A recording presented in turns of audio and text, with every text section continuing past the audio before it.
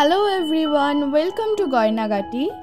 ওকে, আজকে সামার কালেকশনের উপরে একটা কানের দুল বানাচ্ছি, যার জন্য আমি একটা ইয়াররিং হুক নিয়েছি, এগুলোকে সেফটি পিন হুকও বলা হয়। তার সাথে একটা চামচ নিয়েছি, এটার শেপটা কিছুটা ঝিনুকের মতো, আর নিয়েছি কটন বল। এই কানের দুলগুলো বানানোর প্রসেস এতটাই সহজ হয় যে কেউ আপনারা এই ধরনের কানের দুল বানিয়ে নিতে পারবেন। তো ফার্স্টে ইয়াররিং হুকটার মুখটাকে ওপেন করে তার মধ্যে থেকে আমি একটা চামচ নিয়ে নিলাম। একটু সোজা দিক বা উল্টো দিকটা আপনাকে দেখে নিতে হবে। এবারে মুখের এই দিকটাকে আমি এইভাবে ক্লোজ করে দিলাম, যাতে ইন ফিউচার এই চামচটা কখনো খুলে বেরিয়ে না যায়। দ্যাটস ইট, এতটাই সিম্পল।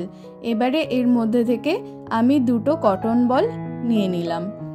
আমি এখানে এক কালারেরই দুটো কটন বল ইউজ করেছি, আপনারা চাইলে অন্যান্য কালারের কটন বল ইউজ করতে পারেন, লাল, সাদা বা অন্য কালার কম্বিনেশন আপনারা রাখতে পারেন।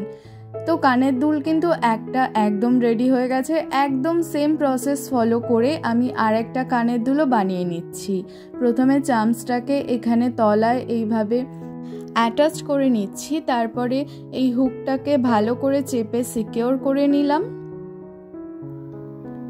এবারে এর মধ্যে থেকে দুটো কটন বল আমি ইন করিয়ে নিলাম। ব্যাস, কানের দুলটা একদম রেডি হয়ে গেছে।